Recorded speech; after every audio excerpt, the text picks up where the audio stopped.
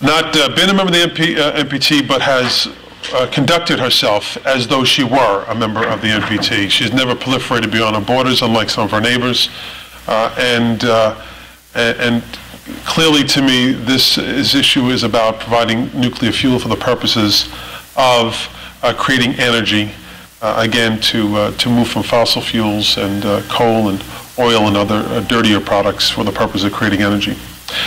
So for the green reasons, as well as the relationship between our two countries, I think it's critical that we get this right. So I support the language. We're going to be reviewing it. I'm confident that I believe that when all is reviewed, that we will pass our end of the deal here. And if it doesn't happen before the president leaves, I don't want anyone in India to think that this is completely done. It's not over. Even if it doesn't happen before the end of the year, or if it doesn't happen before this president leaves, I would point out to those who are here that both Senators McCain and Senators Barack Obama supported the legislation as members of the Senate, and I believe both have already made positive statements as it pertains to the legislation moving forward. So I'm happy to be here. Thank you. Thank you. Thank you. Thank you, Congressman. One thing I didn't mention was that he has been the co-chair of the Caucus on India and Indian Americans, and really been energized the caucus as well as energized the community, because sometimes there are multiple Indian American events that are held in Congress, and you'd invariably find him at multiple events, and that takes a lot to do so. And I don't know if you heard about his wonderful performance at the convention, where I heard the glasses kind of broke apart with your singing, or was it? But anyway, that's a topic for another day. This is obviously a very important discussion. We want to continue the discussion that was started, as he said, many years ago, while we waited for India's democracy to kind of play its role. And Congressman Crowley did mention that Prime Minister Singh's government almost fell apart on this issue. With that, Congressman Crowley did mention a congressman who who was one of the keys at the last time when this agreement was passed, and he actually was appointed by Congressman and Chairman Hyde to steer this agreement through. That is Congressman Royce from the great state of California. He was also a co-chair of the Caucus on India and Indian Americans, and has been tremendously supportive for many, many years on this agreement. We'd love to get his views and comments on this. Congressman Royce. Sanjay, thank you very much. Thank you. It's good to be with you today. Let me just say that if it had not been for the support of Joe Crowley and others who cooperated, who assisted us on those poison pill amendments, and we had 3 of them, if you recall, the Markey amendments and the other amendments, when this measure came before the United States Congress, we would not have been able to pass an agreement through the House and the Senate, which would have been supported, which could have come before the Parliament in India. And I appreciate Joe's assistance on each of those 3 amendments. We did not have the support of the Democratic leadership on those amendments. We also had a problem in the Senate, if you'll recall. And I am not as sanguine. I am a little concerned about what happens in the Senate, because Senator Barack Obama supported the poison pill amendments, did not support although he supported final passage, he supported the poison pill amendments, which would have precluded us from bringing the bill to the Parliament in India for approval. And we have the unequivocal support of Senator McCain, who did support the measure. We have a commitment to review by Senator Obama, but I'm optimistic. I'm optimistic, and I will go back to my observations back when sanctions were first put on India, and I said at the time, we've sanctioned the wrong country. India is not a proliferator. The proliferator was China, who sent the ring magnets to Pakistan and created the crisis.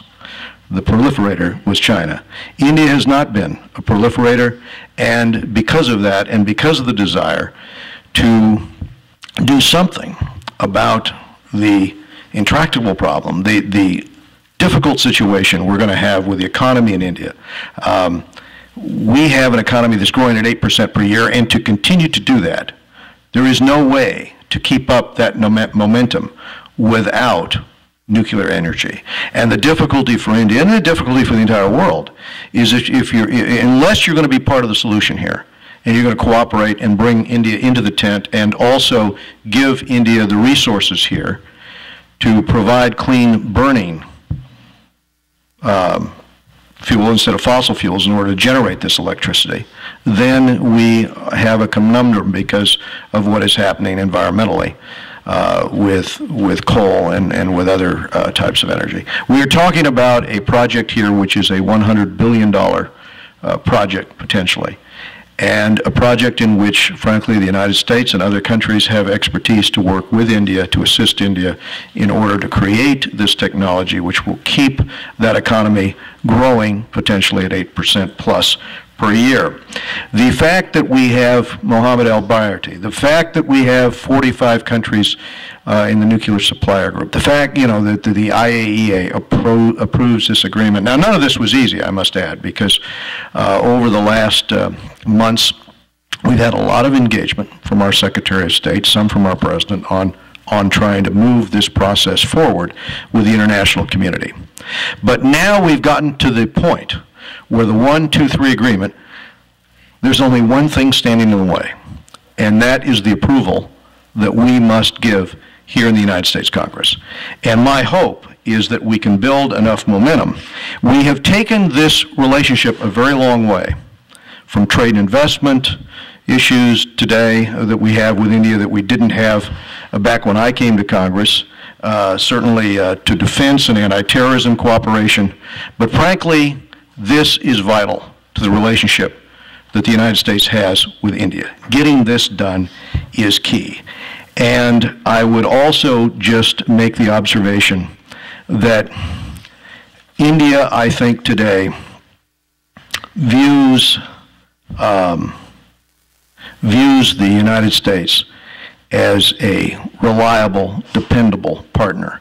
And if we're to build upon that observation, if we who keep articulating the fact that we need to build bridges to societies that are based on the rule of law, based upon democratic principles, if our actions are to meet our rhetoric, and if we truly are concerned about the standard of living of a society like India's that is trying to make reforms, if we are truly concerned about an India and about a ally in a tough neighborhood that is wrestling with the same environmental problems that we are wrestling with, then now is the time for us to extend this helping hand.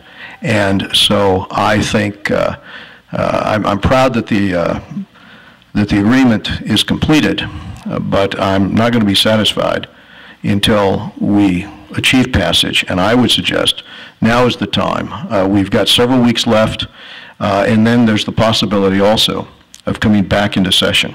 So in terms of that 30-day time frame, I think this particular panel, this particular effort is important because it gives us a little bit of momentum to try to achieve this. I happen to believe that this was one of the great foreign policy achievements in the prior Congress. You know, if I were to look at what Republicans were able to do when they were in the majority in the Congress on trade and investment issues and on issues which would help in terms of alleviating poverty, bringing energy to the